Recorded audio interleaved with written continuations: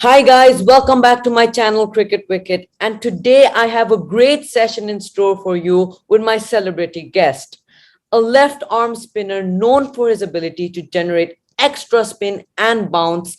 This man has represented India from 2000 to 2007.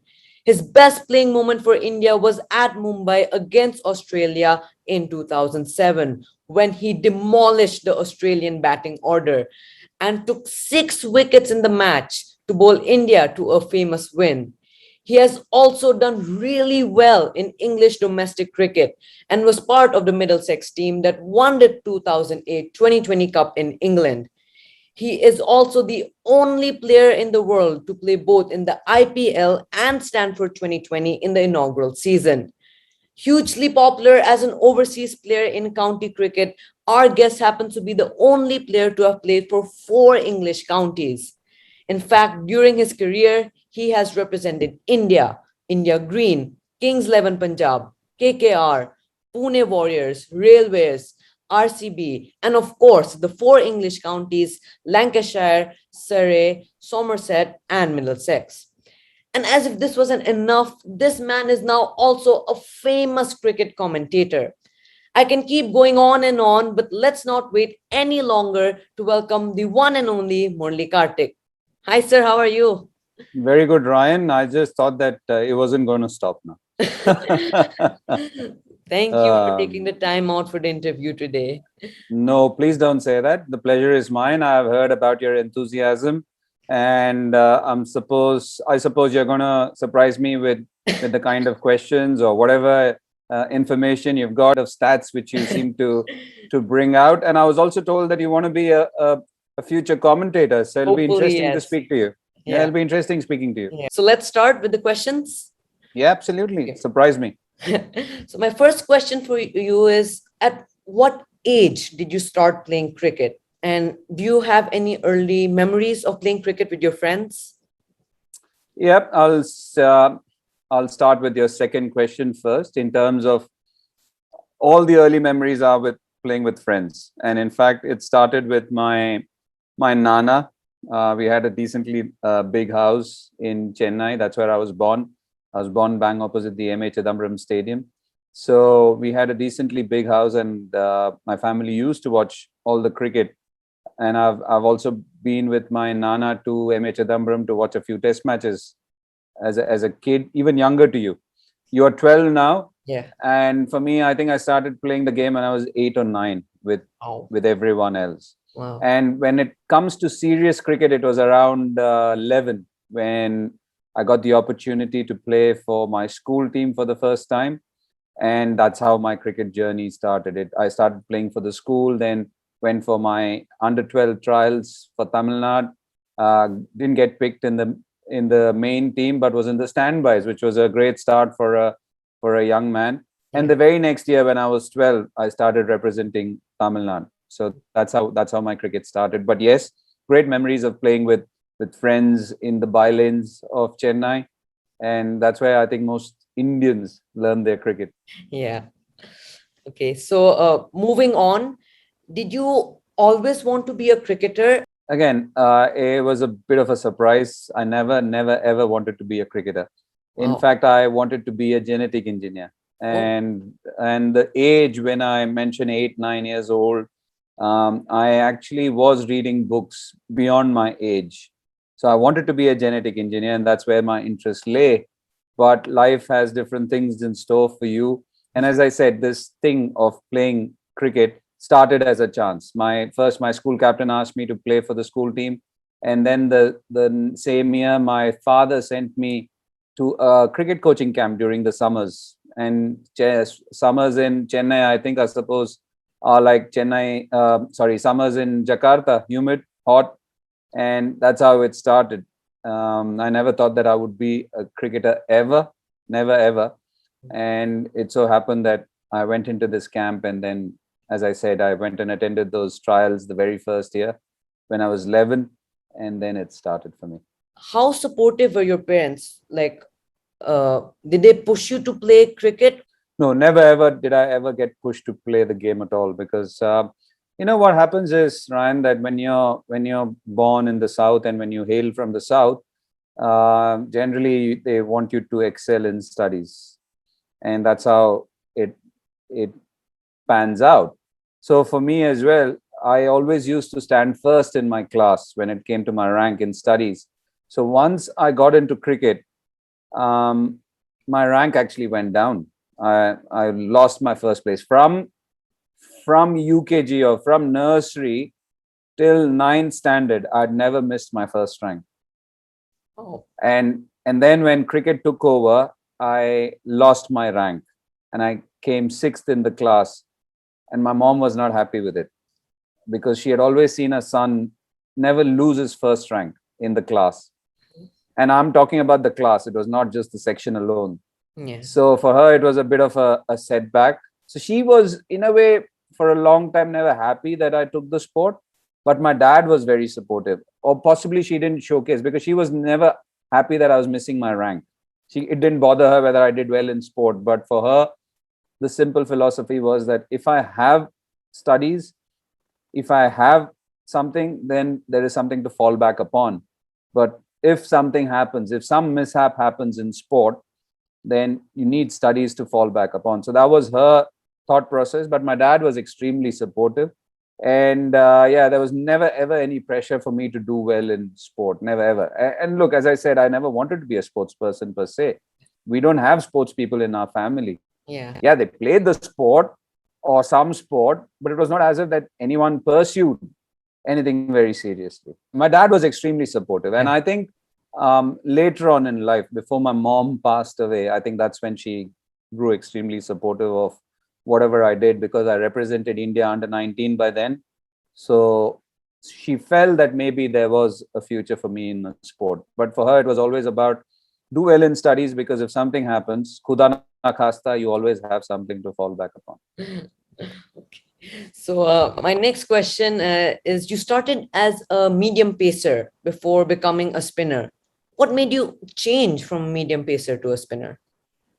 Look, when I started, as I said, I was 11, Yeah. and it was not only medium pace, but I also see my earliest hero, or my cricketing idol growing up, was Sir Garfield Sobers. Yeah. So I wanted to bowl fast. I wanted to bowl spin. I wanted to bat, which I did at number 4. I wanted to keep wickets. I wanted to stand close in, stand anywhere, be a versatile cricketer. So I wanted to be an all-rounder in the right sense.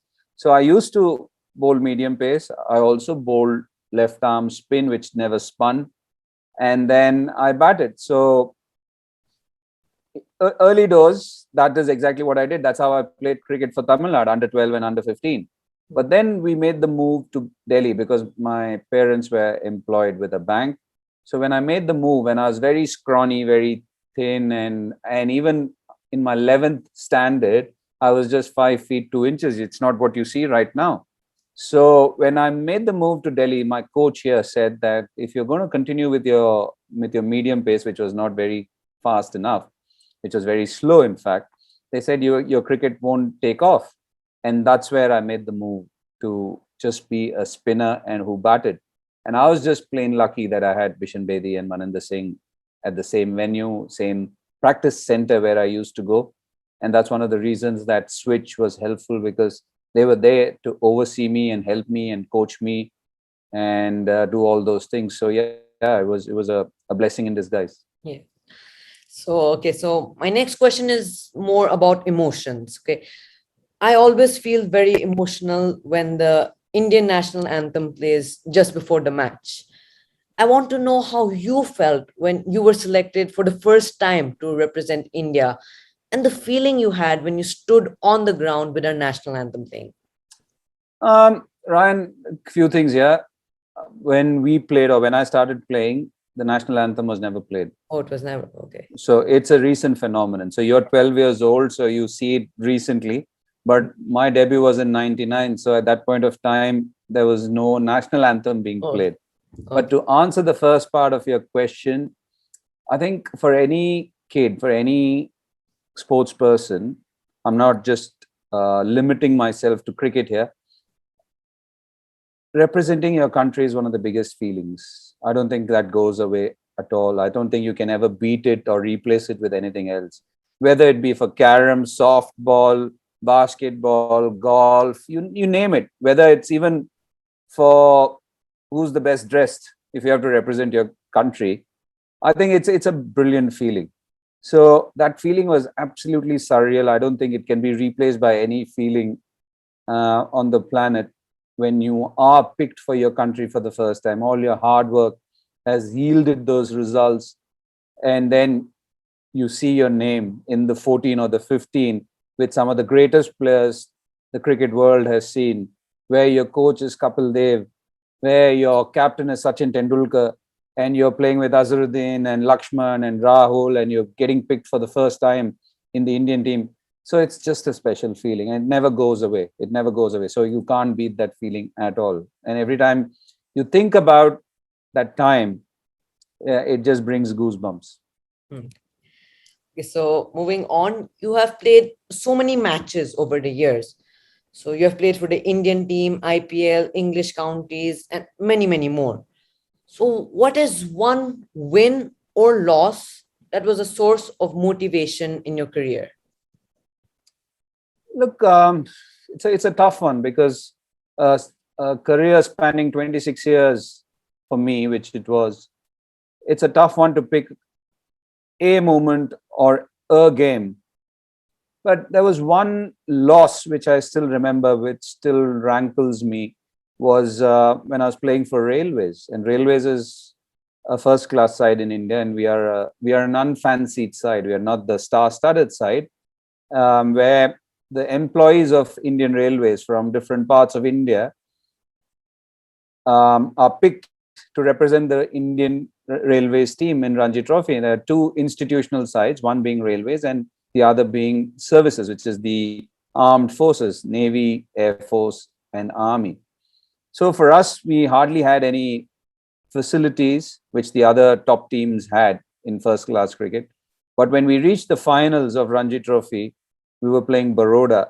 And the very first, that year when we lost to them, we felt that we were cheated because we should have won that game, and there were quite a few umpiring errors which we felt were blatant, and we felt that that was something which rankled a lot of us. God was kind enough because we once again played them the very next year in Ranji Trophy finals. So back-to-back years of Ranji Trophy finals, and as they say, what goes around comes around. Yeah. We beat them, and we should have beat them two in 2 years, but once we got cheated. And so that loss is something which every time I think about it, I can't even figure out why that happened. But wins, there have been many wins. There have been lots of wins where you come back from behind, and there are certain situations where you don't think that you're ever going to win the game, and then you manage to turn things around. But this is one loss which bothers me even now. Sometimes some events in our life do motivate us to be better and stronger. So, the next question is, can you share any memorable, funny moments on the field or in the dressing room? Again, when you played that long, you have lots of moments, but a couple of moments which I can think of is one including which included me, and I used to love wearing glasses, and I played with them, I bowled with them. The reason being that if I go out in the light, my eyes start closing, so I needed sunglasses. So what happened was that we were playing the Dilip Trophy final, and the national selector now was Abby Kuruvilla. Him and there was another guy called Iqbal Siddiqui playing for West Zone. So Central Zone versus West Zone.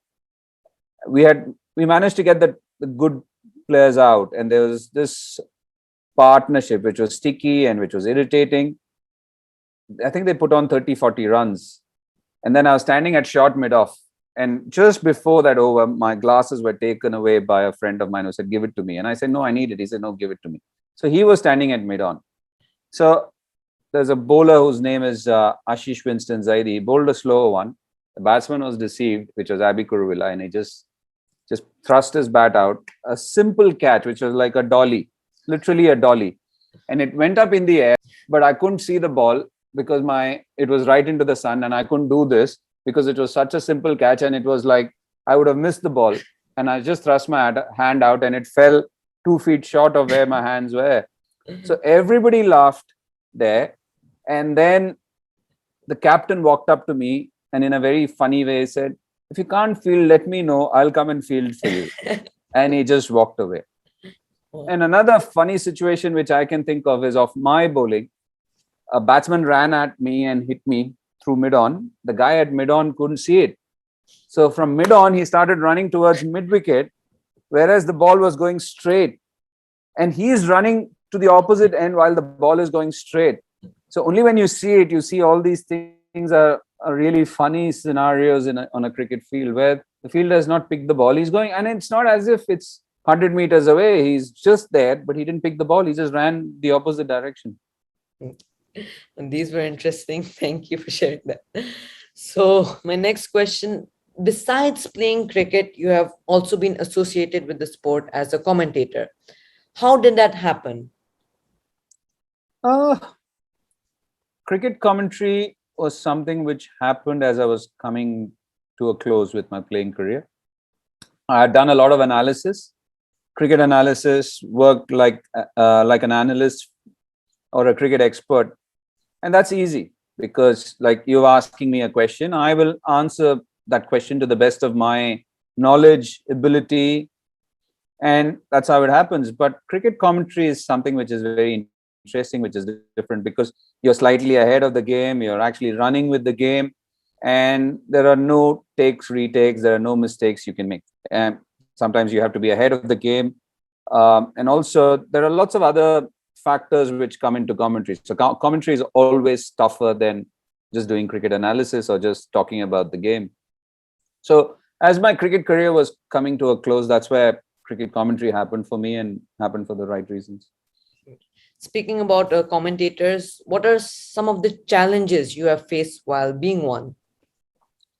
See, one of the biggest challenges which you face is how you're constantly evolving as a commentator. Because what happens is once you're a cricketer, that passage to a commentator is somewhat easy because you played the game. But with that, you also need to know the game. You also need to be articulate enough to talk and explain the game to people. Yeah. As a commentator, you need to have a good voice. And also, one of the key things is when you are a cricketer, the first couple of years, people accept you as a former cricketer who's moved into commentary. But the challenge is post that. The challenges lie after those initial 2 years where people look at you in a very different vein. They look at you now as a broadcaster, not as the former cricketer who's talking about the game. So that's where, as I said, those things which I mentioned just now come into play. How good are you into reading the game? Do you have the right voice? Are you being soporific? Are you putting people to sleep? And again, it's a challenge because everybody, the way you speak might be appealing to 4 people, but 2 people will still be criticizing. So you have to be very thick-skinned about that as well. Because if 20 people like me, there are 2 people who are not going to like me. That's the case in life, isn't it? Even as human beings, when you have 10 friends, there might be 2 who don't like you. It's very similar in commentary as well. And more so because your voice is out there in the world. People are there. And also other challenges are that you cannot forget the fact that you were a sports person is what I believe. Because it's very easy. Right now, you and me are sitting in air-conditioned boxes and we're talking about the game, and the game looks very easy, isn't it? From afar, the game looks very easy. Somebody's running in, he's bowled an outswing. Oh, how easy that can be. Can that be, sorry. And how easy is it that somebody's played a cover drive or how can he misfield or how can he drop a catch? And people get into those kind of judgments. So sometimes as a former cricketer, you should not forget that you played the game once and you understand how tough it is out there. So you have to be empathetic towards players, and also the kind of tone is very, very important. Being condescending is never right. There's a way of putting things. So it's a fine balance in making sure that you are getting the point across, but also not being extremely or overtly critical of players. So there is a fine balance there. And there are other technical things which come in, like when you're a lead, when you're a caller, and all those things, understanding those finer points, and how versatile are you as a broadcaster. Can you do the toss? Can you do the presentation? Can you do the pitch report? Can you do the interviews? Can you be the lead? Can you be the expert? So there are lots of fine things which you will understand if you want to be a commentator, that those things come into play, and how good can you be doing all of them. Yes, there are a lot of elements actually that make a good commentator. So Exactly. as a commentator, how do you prepare before each match? Like, for example, while making my videos, I look up like some basic stats of the ground, the pitch conditions, players' average scores on that venue. How do you prepare for every match as a commentator? As you said, we also have those kind of details being presented to us. And again, stats are things which have happened before. Stats can always be changed. And also, it only gives you a sort of an idea about what the venue has or what has happened on that venue. Beyond a point, I'm not a big stat-based commentator. I like stats to a certain point because they can be looked at in different ways. It's about reading the stat in the right way is what I believe, because stats can be skewed. There are certain facts which don't take into account many other details which might have happened in a game. So stats are fine to a certain point, but beyond that, it's about your own gut feel and your own game and game sense kicking in when you're talking about commentary. Preparation, yes, to a point is perfectly fine, but it can't be overtly, or it can't be too preparation based, because then you lose your spontaneity when you're commentating. Yeah. Okay. So moving on, while creating my YouTube videos, I'm definitely an Indian supporter. My heart and mind definitely beats for India. Is it the same for you when commentating during a match where India is playing, or do you need to have an objective and unbiased approach? I mean, like, do you need to keep your heart and mind separate? Yeah, absolutely. Absolutely. Because as a commentator, we come from India. Yeah. We are possibly representing the Indian side of things. Yeah. But you have to be quite neutral and, as you rightly used, objective in the way we analyze it. If I'm watching the game when I'm not working and sitting at home, obviously the heart beats for India. Yeah. But as a commentator, you can't allow to say we as a commentator, oh, we should be doing well. No, it's India should be doing well, or England should be doing well, or India should be doing this, or England should be doing this, not we. We doesn't come as a commentator. Then you actually become biased, and you're actually talking about the game as a fan more than as a commentator. So it's a fine balance, and it's a balance, or it's a thought process which you need to keep in mind. You constantly need to keep reminding yourself that you're working as a commentator. So the expectations and what you say are possibly things which are looked at with keen interest. So you have to make it a point that you are not too biased. So you need to be unbiased, as you said. Yeah. So you should have a neutral viewpoint, mind over heart. Yeah. So what advice would you give to young people like me who want to enter the world of cricket commentary? Actually, I don't have an advice for you, Ryan, because to be very honest, it is something which you yourself explore in a certain way. Everybody's style is very different. So that is something which you need to make sure that, I have my own likes. There are lots of commentators I love listening to, but I'm my own man. I need to have my own identity and own style of commentating. If you try and ape somebody, then it doesn't work that well. You can immediately make out that, oh, this guy is trying to copy some X commentator or Y commentator. His style of commentary is very similar. I don't think that should happen. Yeah, you like people, you take the good points of everyone, you try and minimize anything which you feel shouldn't be done as a commentator, but I think you're still your own man. And that is something which an individual has to explore. There are no, what should I say, things to tick or boxes to tick over here. I think as a commentator, you need to figure that out yourself. So as a commentator, you need to build your own identity, right? Yeah, absolutely. And that's why I say that there are no, oh, these are the do's and these are the don'ts. And yeah, yes, there are lots of people who are very similar to one another. And there are also lots of people who have their own ways of doing it. So you need to understand what works for you. And I feel that you need to stick to your individuality, which is very, very important. Okay. So my next question, have you ever considered coaching budding spinners? I don't do that as a profession, Yeah. Ryan, but I do help lots of young spinners. Anybody who approaches me or anyone whom I can help. There are lots of people I've helped. So yeah, that is something which I do. But I haven't done anything professionally though.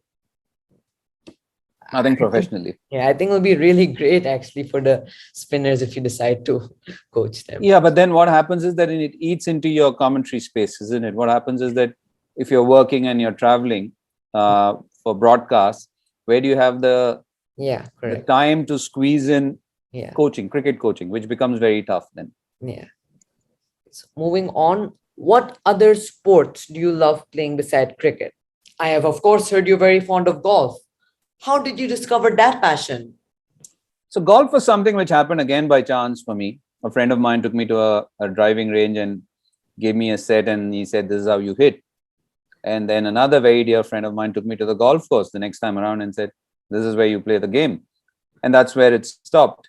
But whilst I was playing county cricket, and county cricketers love their golf, and county cricket and the Professional Cricket Association of England, they organize these golf events for the county golfers. So I think that's where my interest was piqued, and it piqued my curiosity, and that's where it started for me, which was around 10-11 years ago, when I was playing county cricket. I saw all my friends playing the game, and the good thing was that as a county cricketer, you could walk into any of the golf courses within the county, and everything was free of charge for you. So that made me possibly take up the game a bit more seriously, because I had my fellow players going and playing, so I would accompany them. And then it started slowly and steadily, and now that's the only sport I play. I don't play any other sport. I only play golf. Yeah, I think it's good that you have a passion besides cricket too. It's important not only. I don't play cricket now. I don't play cricket now. Okay. Post my retirement 2014, there's one tournament which I played, which was called the MCL in Dubai. And apart from that, I've not played any. Okay. So now I have a few questions on general cricket. So cricket has evolved so much in the past few decades, right? From a 5-day test match to 1 day to T20 to the recently concluded 100, the T10. What is your opinion about this transition, and where do you think this will stop? I think the sanctity of Test cricket has to be maintained, because as you can see, Test cricket and exciting Test matches and good quality Test matches, there is no replacement for that. Yeah. And also what Test match cricket does is it tests you out. That's why it's called Test cricket.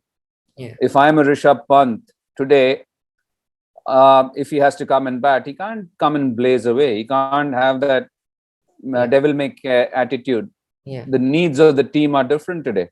Yeah. And that's what happens in as a bowler.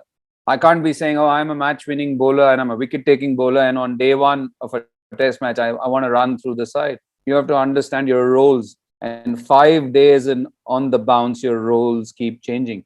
And that is why it tests you out. It tests your stamina, it tests your skill, it tests your adaptability. So it tests you in every way. So for me, Test match cricket sanctity has to be maintained. Hopefully, we have better Test cricketers and better Test cricket coming up. Yeah. And I understand why we have had the different variants, because people don't have the time. People want instant gratification, and that's why it's like fast food. Would you rather eat Maggie or a sprout salad? You would rather prefer Maggie, isn't it? Yeah. It's like that. So I'm pretty sure that you will still find new variants just to keep everyone interested. But for me, sanctity of Test cricket has to be maintained. I agree with you. Because of the lack of time, people have started preferring the shorter format. But even then, as you said, the traditional format like test match will always remain a class apart, isn't it?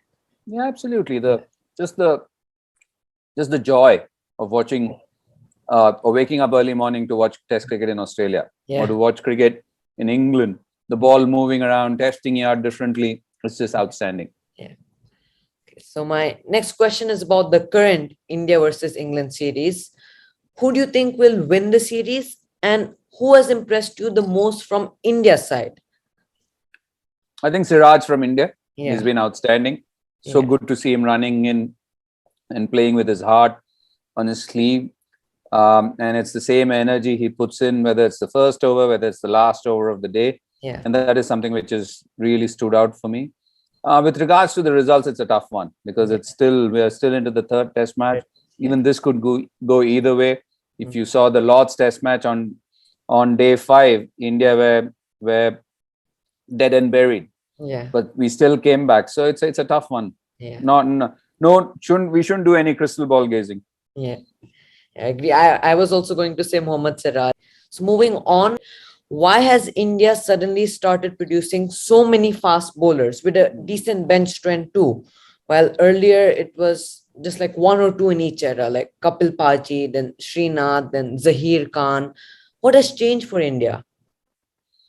I think it's a combination of many things. I would say the last 10, 12 years, we've had lots of tracks which have helped fast bowlers in India. It's moved from flat wickets which used to turn later on, or flat slow wickets which used to turn later on, to green wickets the last 10, 12 years, which has helped lots of fast bowlers to bend their back. They know that there is something in the wicket for them, so they're willing to bowl longer overs. They bowl longer overs, which has also not helped India with its spin, because we missed out on the spinners in the last 10, 12 years as well. But I think just the fact that there is something for them, it's helped lots of young fast bowlers to take up fast bowling as well. So that is also there. And also training methods have changed for fast bowlers, training and diets and all those things. There's a lot more scientific approach to it. And I think all that has helped India. And it's just lucky that we are having a good set of fast bowlers, not only in the team, even outside. So you need inspiration, isn't it? When you want to take up something, you want inspiration. If you want to take up boxing, you want to see a Muhammad Ali. When you want to take up golf, you see a Tiger Woods. When people took up batting, they saw a Sachin Tendulkar. So you need inspiring figures out there. And inspiration also comes from the kind of conditions you're going to be presented with. And in the last 10, 12 years, there have been very favorable conditions for the fast bowlers. And that's also helped lots of young cricketers to take up the game and do it well. So any early predictions for the T20 World Cup? Your top 3 teams that you think are strong contenders for the trophy? I would say New Zealand, India, and West Indies for the moment in terms of strong contenders. Yeah. And even England. Sorry, how can I forget England? Yeah. What am I saying? Yeah. England, West Indies, New Zealand, India. Yeah. My top 3 teams would also be similar like that. Australia, I think, have tapered off for the past few months, right? And they need to find the rhythm quickly. They are going through lots internally too, so it'll be interesting. Yeah. So who do you think will be the highest run getter and wicket taker in the World Cup? No idea. Right. No idea. Okay. Okay. Definitely not you. Definitely not you and me. Okay. Yeah. My dad has sneaked in a question in a piece of paper. Okay. I hope you don't mind answering this one. Let's Tell me. see. It may not be appropriate to compare players across eras, but this question has always intrigued me. Had Viv Richards play in T20s, do you think he would have been the most destructive batsman? For sure. Yeah. For sure. Yeah. Look, he was just ahead of his times in whatever he did, the way he batted. And you also have to remember that the ball used to swing a lot in England, a lot more than what it does now. Yeah. And they used to play on different types of surfaces. And also, one of the greatest things about West Indies cricket is you'll understand that only when you go to that place, there are hardly any facilities. Yeah. There are hardly any facilities. The first time I went in 1999, I went and I took up the game because of West Indies cricket. And I told you Sir Garfield Sobers, but it was just West Indies cricket as well. So when I went there and I was like, oh my God, there's hardly anything. We don't have nets. And it's not England. It's not Australia. There are no fast wickets. It's so hot and humid because these are islands. How did it produce such fabulous cricketers? Yeah. Yeah. So Viv Richards was definitely ahead of his time in Yeah. everything he did. He was a terror when he walked in. Yeah. So I'm pretty sure people like him, people like Wasim Akram, Waqar Yunus, all these guys, Chris Cairns, they would have been wonderful players in T20 cricket. And you're just talking about Viv Richards, he would have been an absolute gun. Yeah. I've personally not seen Sir Viv Richards much, but I think looking at his stats also, strike rate of 19 ODIs during the 1970s and 80s. That's just really impressive, right? And also, as I said, the ball used to swing a lot. Yeah. And Yeah. it was a red ball. So it did even more than this white ball. Okay. It did a lot more than this white ball. And the restrictions were different. Yeah. So imagine with just 4 fielders outside, he would kill the bowlers on these flat wickets. Yeah. Yeah. Okay, so my last question before we begin the rapid fire round. Yes, ladies and gentlemen, there's a rapid fire round too, so keep on watching. My last question is about something a little controversial, Mankading. When a bowler's heel oversteps the line even by a centimeter, it's counted as a no ball. Yet when a non-striker starts to run even before the ball is bowled and the bowler mankads him, it's called not in the spirit of the game. Well, I personally find that ridiculous. Like, what is your view on this? It's absolute hypocrisy, isn't it? And Yeah. you're talking to a guy who has done lots of mankads or lots of runouts in his time. So it's a favorite topic of mine, and you're absolutely right. Yeah. When a bowler misses it, and that too not wantedly, Yeah. they call it a no ball. Yeah. But then as a batsman, your duty is to stand within the popping crease and within the crease before the bowler releases. Yeah. Yeah. And they are walking out and they're wandering off as and when. And because it's been happening for times immemorial, it's been happening for ages, though, so they think that it can be done. It's very similar, isn't it? When you come to India and people very regularly flout traffic violations or traffic rules. So there is a traffic light which is red, or just because there is nobody, they just wander off. They take their car and go. So if the policeman says, catches her, no, that's fine. What is it? There's nobody on the road, so it's okay. So it's very similar. So it's complete hypocrisy.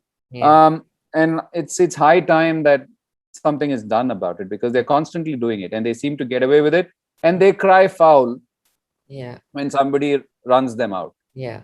They cry foul when they are run out in that fashion. And then this stupid thing called spirit of cricket is brought out. Silly, very silly, very horrible. Okay, so thank you, sir, for your opinions and viewpoints on all the questions. So let's move on to the rapid fire round. The name of this round is Karthik calling Karthik. So there'll be 10 questions and you have to answer them very quickly in just a few words. So are you ready, sir? Okay. Yes, sir. Okay, so name someone who you look up to who is not a cricketer.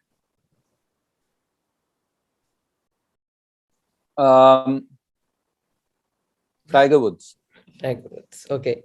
Who is the most challenging batsman that you have faced? Matthew Hayden. Name a historic match that you would have loved to play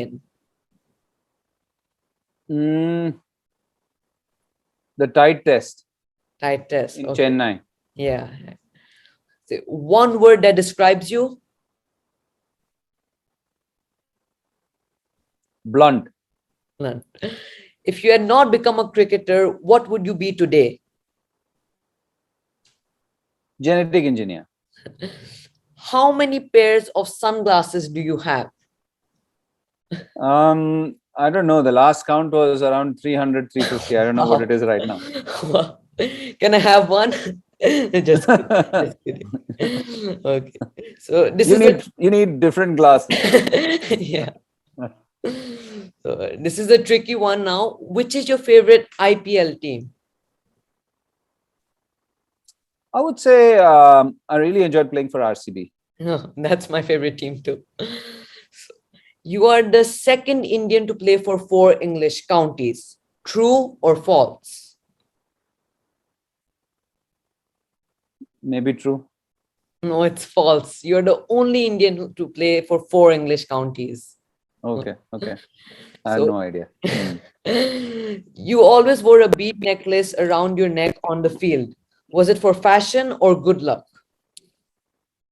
Neither fashion nor good luck. It was neither fashion nor good luck. It is religious. It's Oh, Hare Rama, Hare Krishna, and I still wear it. okay. The last question, and probably the hardest question, cricket or golf? Cricket, then golf now. And that's it for today. Once again, sir, thank you for taking the time out for this interview. This was actually such a proud moment for me. So thank you. Thank you so much. Thank you, Ryan, and keep up the great work. And also, hopefully, see you soon. You never know. You Yeah. might be commentating from Jakarta or commentating in India. Yeah. Okay. Thank you, sir. Thank you. Best wishes, Ryan. Cheers.